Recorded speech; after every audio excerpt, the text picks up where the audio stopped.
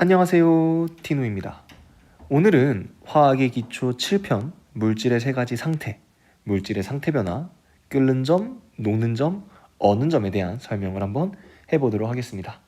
마찬가지로 저번 시간에 배웠던 내용 간단하게 복습하고 진행하도록 할게요. 저번 시간엔 우리가 화학 반응식의 개수가 어떤 의미를 갖고 있었는지에 대해서 공부를 했었습니다.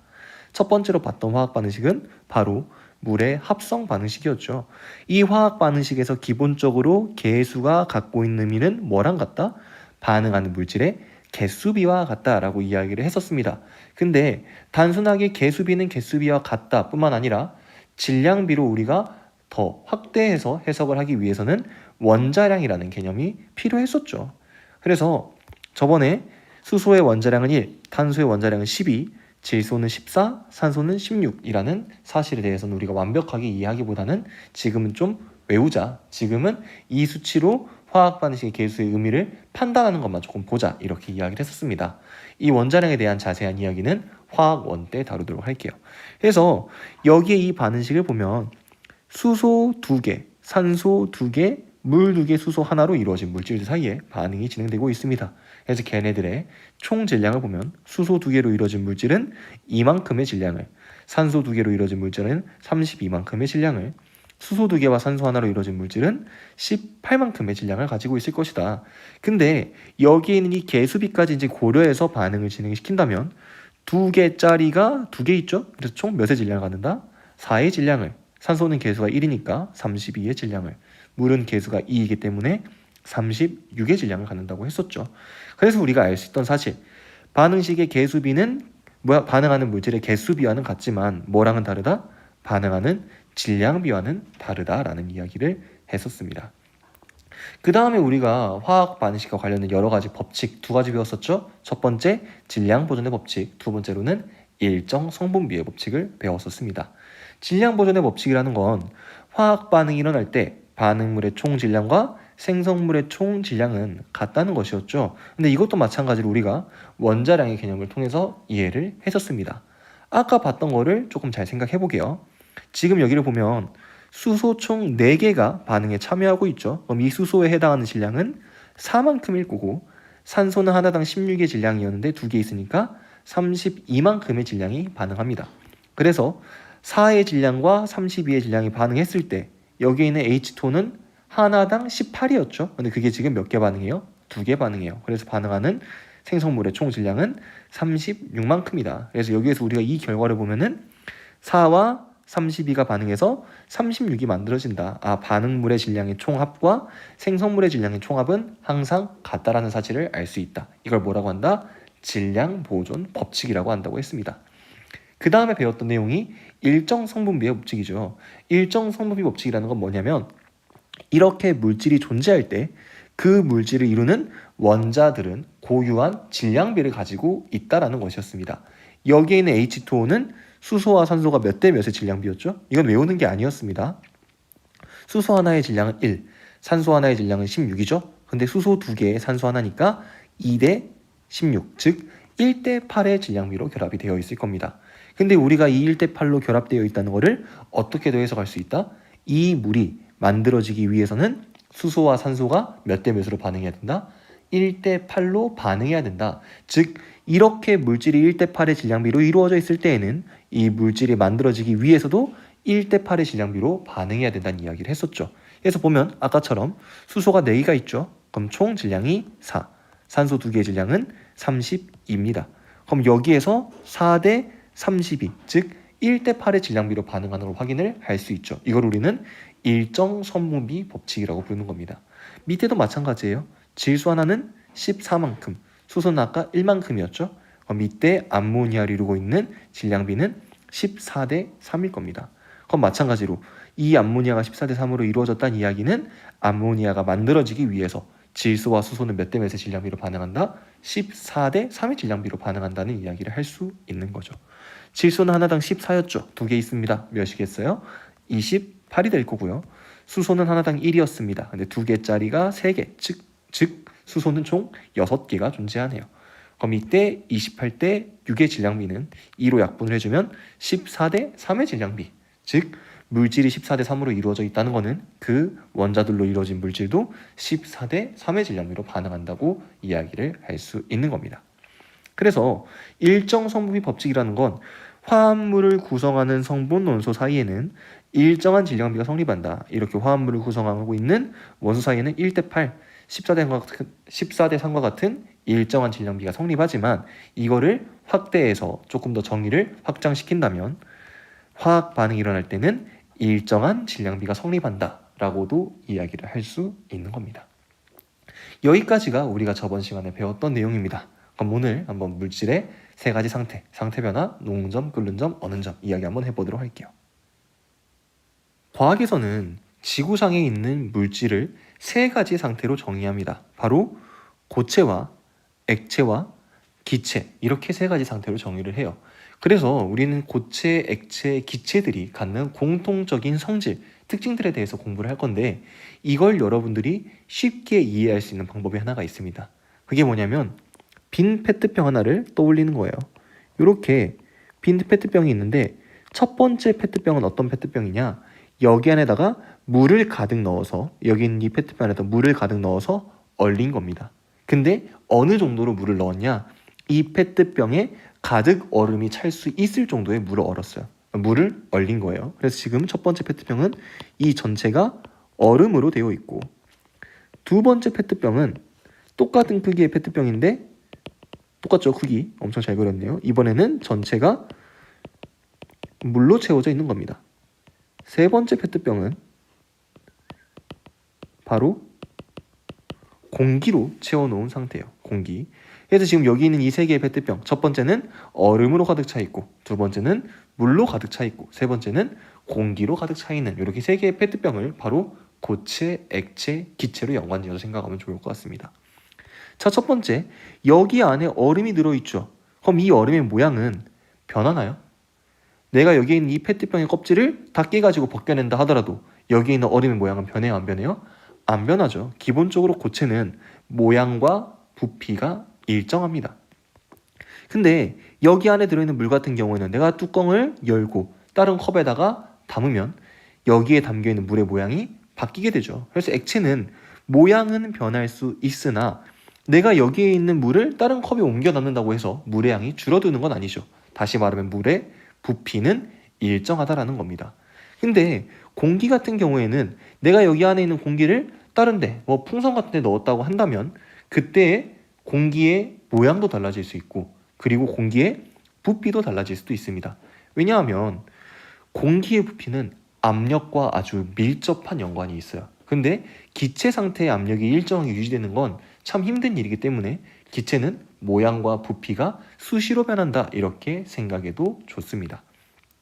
그 다음 고체의 성질 한번 볼까요? 여기에 있는 이 얼음의 성질, 이걸로 사람 머리 내려치면 어떻게 돼요? 바로 뚝배기 뚝딱 싸고 깨지겠죠. 왜 그래요? 매우 단단하니까 그러겠죠.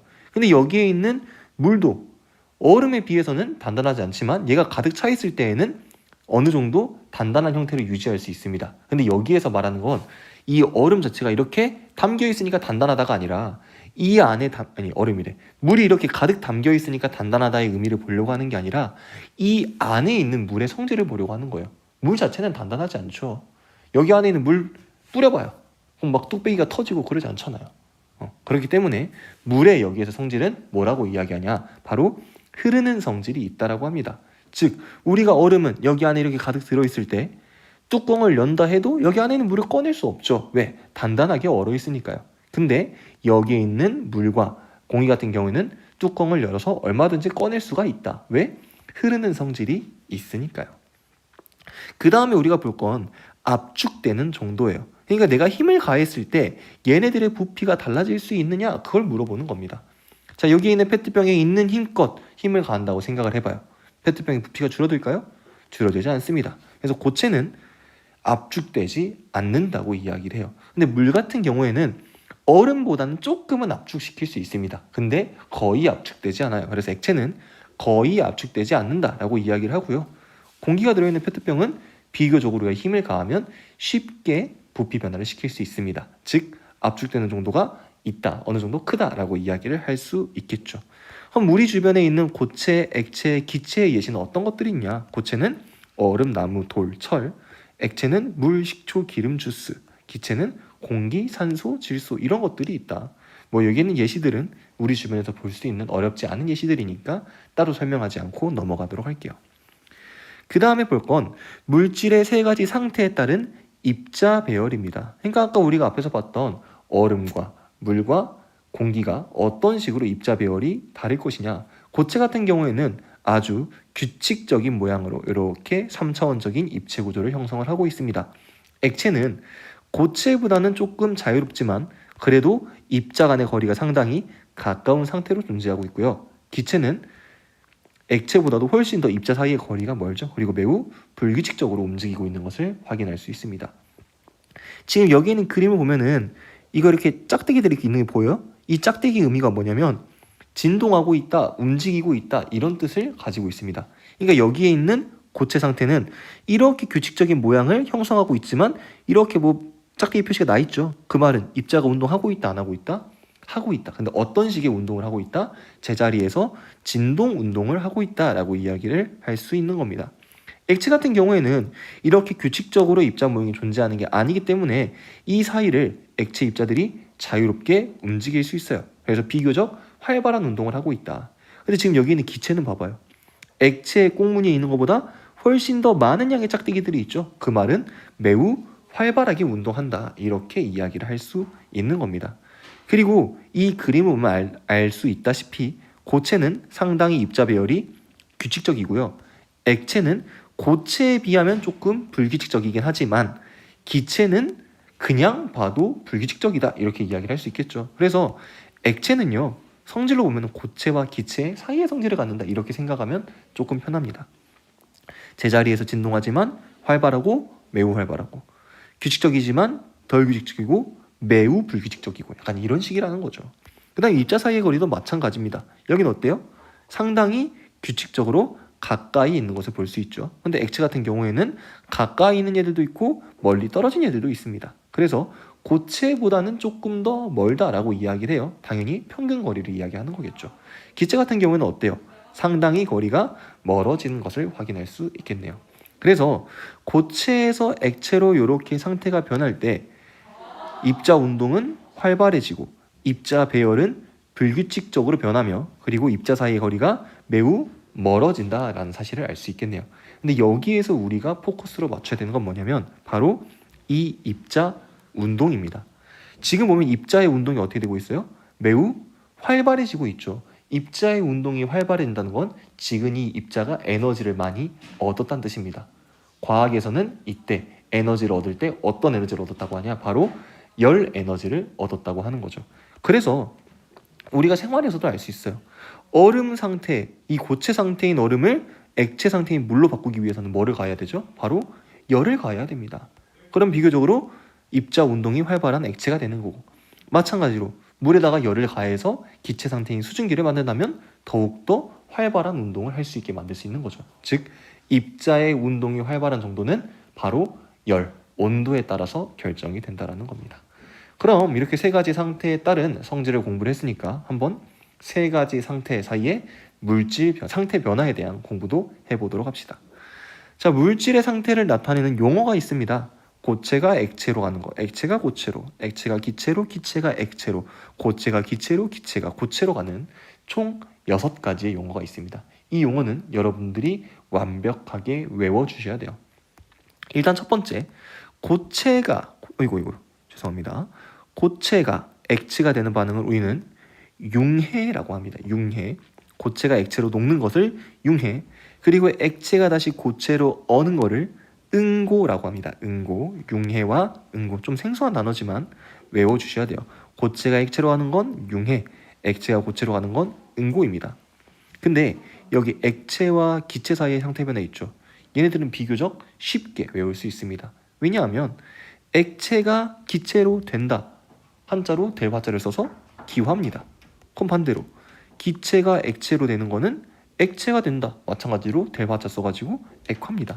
그래서 액체가 기체가 되는 건 기화, 기체가 액체가 되는 건 액화 이런 식으로 이야기해주면 돼요.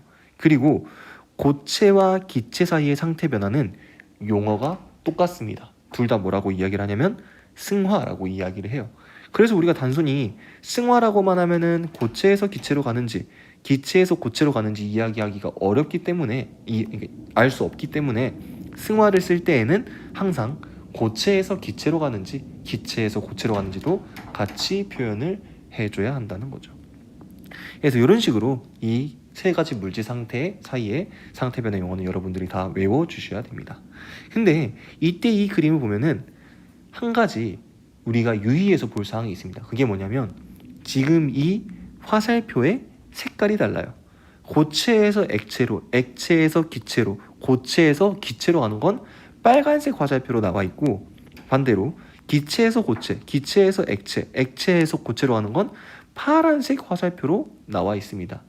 이 화살표의 색깔은 어떤 걸 의미하냐면 지금 이 상태 변화가 일어날 때 열을 흡수해야 되는지 열을 방출해야 되는지를 알려주는 겁니다. 아까 말했던 대로 고체가 액체가 되거나 액체가 기체가 되거나 아니면 고체가 기체로 가는 경우에는 입자 운동이 활발해져야 돼요. 그 말은 주변으로부터 열을 흡수해야 된다. 열을 가해줘야 된다. 라는 거를 알 수 있는 거죠. 근데 기체에서 고체로, 기체에서 액체로, 액체에서 고체로 갈 때에는 입자 운동이 둔해집니다. 그 말은 내가 갖고 있는 열을 주변으로 방출할 필요가 있다는 거죠. 그래서 우리가 융해라는 반응이 일어날 때에는 주변에 있는 열을 흡수해야 된다, 방출해야 된다? 흡수해야 된다. 그래서 이때 융해 반응이 일어날 때 열을 흡수하는 걸 우리는 융해열 흡수라고 합니다. 마찬가지로 기화가 진행될 때에도 기화열 흡수가 필요하고요. 고체에서 기체로의 승화가 일어날 때에도 승화열 흡수라는 과정이 필요하겠네요. 그럼 반대로는 응고열 방출, 액화열 방출, 승화열 방출이라는 표현도 할 수 있겠죠. 다시 말하면 우리가 단순히 이 상태 변화의 용어만 외워서 끝낼 게 아니라 이 상태 변화가 일어날 때 주변으로부터 열을 흡수해야 되는지 주변으로 열을 방출해야 되는지를 알고 있어야 된다는 겁니다. 입자 운동이 활발해지려면 주변으로부터 열을 흡수해야 되고 입자 운동이 둔해지기 위해서는 주변으로 열을 방출해야 하는 거죠. 그래서 여기에 있는 요 세 개, 융화, 융해, 기화, 고체에서 기체로의 승화는 주변에서 열을 흡수하기 때문에 주변의 온도가 떨어집니다. 왜냐하면 주변에 있는 열을 흡수하면서 얘네들이 상태 변화를 하기 때문에요. 그래서 이런 반응을 우리는 나중에 흡열 반응이라고 부르게 될 겁니다. 그리고 여기에 있는 반응들은 주변으로 열을 방출하죠. 그 말은 이 반응이 일어날 때 주변으로 열이 빠져나가기 때문에 주변의 온도는 높아진다. 그래서 여기에 있는 이 세 개의 반응은 발열 반응이라고 합니다. 그래서 여기에 있는 이 6가지의 상태 변화를 흡열 반응과 발열 반응으로도 나눠서 이야기를 할 수 있어야 된다는 거죠. 어렵지 않죠? 이어서 할게요. 녹는 점, 어는 점, 끓는 점은 정의 자체를 완벽하게 이해하는 게 상당히 중요합니다. 일단 기본적으로 어떤 식으로 정의를 하냐면 땡땡에서 땡땡으로 상태 변화할 때 일정하게 유지되는 온도라고 이야기를 합니다. 이게 지금 정의를 이렇게 가운데를 끊어가지고 나눠서 볼 수 있어야 돼요. 뭐뭐에서 뭐뭐로 상태 변화할 때라는 건 녹는 점이라는 건 녹는다. 상태가 고체에서 액체로 바뀌는 거죠. 그래서 이때 녹는 점은 고체에서 액체로 상태 변화할 때가 출발이 되는 겁니다. 언다라는 거는 액체에서 고체로 가는 거기 때문에 액체에서 고체로 상태 변화할 때, 끓는다라는 거는 액체에서 기체로 변하는 거죠. 액체에서 기체로 상태 변화할 때 이렇게 정의를 시작한다는 겁니다. 그 뒤에 말이 뭐예요? 일정하게 유지되는 온도라고 합니다. 우리가 흔히 물에 끓는 점은 100도라고 하죠. 그럼 그 말은 뭐냐면 물이 액체에서 기체로 상태 변화할 때 그때의 온도는 몇 도로 유지된다? 100도로 유지된다라는 거죠. 바로 100도씨로 유지가 된다. 그때 그 온도를 우리는 뭐라고 부른다? 끓는 점이라고 부른다는 거죠. 근데 여기에 땡땡에서 땡땡으로 상태 변화할 때 이거를 우리가 앞에 배웠던 용어로 간단하게 만들 수 있습니다. 아까 녹는 점이라는 거는 고체에서 액체로의 상태 변화라고 했죠. 그럼 고체에서 액체로의 상태 변화, 아까 뭐라고 했죠? 융해라고 했습니다. 그래서 녹는 점은 어떻게도 이야기할 수 있냐? 융해될 때 이렇게도 정의할 수 있는 거예요. 그러니까 이 긴 말을 이 네 글자로 축약할 수 있는 거죠. 그럼 어느 점도 마찬가지. 어느 점은 액체에서 고체로의 상태 변화니까 응고될 때, 끓는 점은 액체에서 기체로의 상태 변화니까 기화될 때라고 이야기를 할 수 있는 겁니다. 그러면 이런 식으로 녹는 점, 어는 점, 끓는 점에서 왜 온도가 일정하게 유지되는지 이 까닭도 알고 있는 게 상당히 중요한데요. 이 이유는 상태 변화할 때 에너지를 흡수 또는 방출하기 때문이라고 합니다. 아까 우리가 앞에서 융해, 응고, 기화가 일어나기 위해서 열을 흡수해야 되는지 방출해야 되는지, 그때 열을 흡수 또는 방출한다면 주변의 온도가 어떻게 변할지에 대해서 이야기를 했었어요. 지금 여기에 나와 있는 융해와 기화는 고체에서 액체로, 액체에서 기체로, 즉 입자 운동이 활발해지는 방향으로 상태 변화가 일어납니다. 즉 융해, 이거 같이 보면서 할까요? 융해 또는 기화가 일어나기 위해서는 뭐가 필요하다? 열이 필요하다는 거죠. 그래서 이때 융해될 때, 기화될 때 온도가 일정하게 유지되는 까닭은 무엇 때문이다? 바로 상태 변화를 하는 데에 열을 가져다 쓰기 때문에 온도가 변하지 않는다는 거죠. 그래서 기본적으로 얼음을 녹이거나 물을 끓이거나 할 때는 열이 필요하죠. 근데 그 열이 있음에도 불구하고 온도가 올라가지 않는 까닭은 그 열을 상태 변화하는 데 다 끌어다 써버리기 때문이다. 이렇게 해석을 할 수 있는 겁니다. 이거는 쉽게 볼 수 있어요. 다시 한번 이야기해 줄게요. 고체에서 액체로, 액체에서 기체로 이런 식으로 상태 변화할 때에는 입자 운동이 활발해지는 방향으로 상태 변화가 일어납니다. 즉 열이 더 필요해지는 상황이에요. 그 말을 요거랑 같이 연관지어서 해석하는 겁니다. 내가 물을 끓일 때 열을 가하고 있는데도 왜 물의 온도가 더 이상 높아지지 않느냐? 그 열을 어디다 쓰고 있기 때문에 액체 상태에서 기체 상태로 상태 변화는 기화하는 데 사용하고 있기 때문이라는 거죠. 근데 이 반대는 조금 어려울 수 있어요. 내가 여기 있는 물을 냉각시켜서 고체인 얼음을 만들려고 합니다. 그럼 냉동실에 넣어 놓겠죠. 근데 물이 어는 과정, 바로 이 물이 얼음으로 변하는 과정에 그 얼음물의 온도는 0도로 일정합니다. 왜 내가 계속해서 냉각을 하고 있는데 온도는 0도로 일정할까요? 응고 과정이 일어날 때는 주변으로 열을 방출하죠. 즉 주변은 상당히 낮은 온도임에도 불구하고 응고 과정이 일어나면서 주변으로 열이 방출되기 때문에 온도가 일정하게 유지된다라는 거죠. 그래서 이렇게 두 개로 나눠서 기억하세요. 기화가 일어날 때에는 내가 물을 끓이려고 열심히 불을 가하고 있지만 온도가 100도 이상으로 올라가지 않는 건 그 열을 가지고 상태 변화하는 데 사용하고 있기 때문이고, 물을 고체, 얼음으로 얼릴 때 온도가 더 낮아지지 않고 0도로 일정하게 유지되는 까닭은 액체가 고체로 어는 과정에서 주변으로 열을 방출하고 있기 때문이다라는 거. 그래서 그거를 한 문장으로 정의한 게 이 말이에요.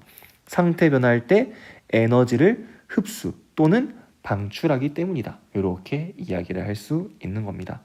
에너지를 흡수하면서 계속해서 상태 변화가 일어나기 때문에, 또는 주변으로 에너지를 방출하면서 상태 변화가 일어나기 때문에 온도 변화가 없다는 거죠. 그리고 여러분들이 또 아셔야 될 게, 상태 변화가 일어날 때, 즉 녹는 점, 어는 점, 끓는 점 온도일 때에는 상태 변화가 일어나고 있기 때문에 두 가지 상태가 공존합니다. 녹는 점에서는 고체와 액체, 어느 정도 마찬가지로 고체와 액체, 끓는 점 때에는 액체와 기체가 공존하는 상태라는 거죠. 그러면 녹는 점, 어는 점, 끓는 점이 실제로 문제에는 이제 어떤 식으로 출제가 되느냐? 물론 이제 이 문제들이 중학교 2학년 수준 문제이긴 하지만 이 그래프를 해석할 수 있어야 우리가 녹는 점, 끓는 점, 어는 점을 완벽하게 이해하는 거기 때문에 이 그래프 해석하는 것까지 하고 오늘 수업 마무리하도록 하겠습니다. 우리가 해석할 그래프는 두 가지입니다. 첫 번째는 고체의 가열 냉각 곡선, 두 번째는 액체의 가열 곡선이에요. 자, 첫 번째부터 볼게요. 어떤 고체 물질을 열심히 가열했다가 냉각하는 곡선이 이렇게 나와 있대요. 시간이 지남에 따라서 온도가 어떤 식으로 변하는지 나타낸 그래프입니다. 첫 번째로 물어본 게 뭐냐면 이 물질의 녹는 점은 이렇게 물어봤어요. 녹는 점의 정의가 뭐였죠? 융해될 때 일정하게 유지되는 온도입니다. 처음에 가에서는 이 물질이 고체 상태였을 거예요. 근데 가열함에 따라서 온도가 올라가다가 53도에 도달하니까 온도가 일정하게 유지되고 있죠. 그럼 이 상태는 지금 녹고 있는 상황이라는 겁니다. 융해가 되고 있다는 거예요. 그럼 지금 이 나의 지점의 요 온도 53도가 이 물질의 녹는 점이 되는 겁니다. 그리고 만약에 나에서의 물질의 상태를 물어봤다. 상태 변화가 일어나고 있기 때문에 고체와 액체가 공존한다. 이렇게 이야기를 해주면 되는 거예요. 다 구간을 보면 계속해서 가열을 하면서 온도가 다시 올라가고 있습니다. 여기에서 온도가 다시 올라가기 시작했다는 건 상태의 변화가 끝났다는 걸 의미하는 거죠. 그래서 가에서는 고체, 나에서는 고체 액체, 다에서는 액체가 된 상황입니다. 근데 이 상태에서 가열을 하다가 냉각을 하기 시작해요. 근데 가열하다가 가열을 멈추고 냉각할 때 요 사이의 구간에서 온도가 일정하게 유지되는 구간이 안 나왔죠. 그 말은 아직 끓지는 않았다는 겁니다. 그래서 지금 타는 상태가 변하지 않고 액체 상태로 그대로 유지가 되고 있다가 냉각했더니 특정 온도에서 다시 온도가 일정하게 유지됐습니다. 그게 마찬가지로 몇 도예요? 53도죠. 근데 지금 여기 있는 이 라 구간은 액체 상태에서 고체 상태로, 즉 응고가 일어나고 있는 상황입니다. 그럼 이때 응고될 때 온도가 일정하게 유지되고 있다. 그럼 이때 53도는 어는 점이라고 이야기를 할 수 있겠네요. 그래서 우리가 나 구간에서 알 수 있는 온도는 녹는 점, 라 구간에서 알 수 있는 온도는 어는 점인데 결과적으로 녹는 점과 어는 점은 같습니다. 근데 우리가 조금 차이를 주자면 녹는 점은 융해될 때, 어는 점은 응고될 때를 기준으로 한다는 것. 하지만 둘의 온도 자체는 똑같다라는 거 알고 있으면 되겠습니다. 그래서 1번 질문과 2번 질문, 녹는 점과 어는 점 몇 도다? 53도다. 녹는 점은 나를 보고 알 수 있고 어는 점은 라를 보고 알 수 있다는 거죠.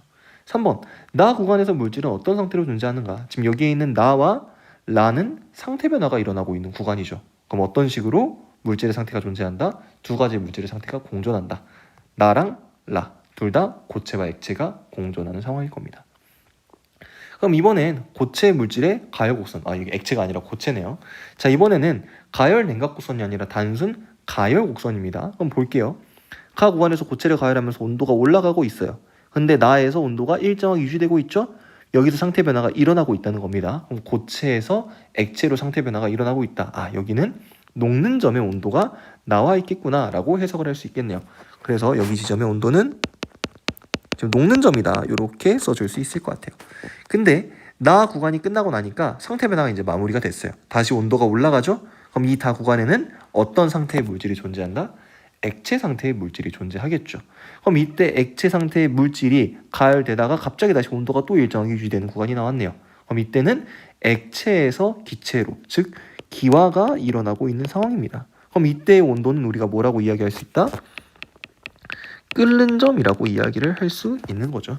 그래서 아까 우리가 봤던 요 나 구간에서는 액화가 일어나고 있고 라 구간에서는 기화가 일어나고 있다. 그리고 상태를 가나다라마 다시 이야기를 한다면 가는 고체, 상태 변화하고 있으니까 고체 액체, 상태 변화 끝나서 다시 액체, 그 다음 다시 액체 기체. 그럼 여기 있는 마 구간에서는 다시 상태가 기체가 되는 거죠. 이런 식으로도 해석할 수 있다라는 거. 근데 이 물질의 녹는 점, 끓는 점은 우리가 알 수 없죠. 이렇게 주어져 있지는 않으니까. 근데 이 지점의 온도가 녹는 점, 이 지점의 온도가 끓는 점이라는 사실은 알 수 있겠네요. 그리고 라 구간에서 물질은 어떤 상태로 존재하는가?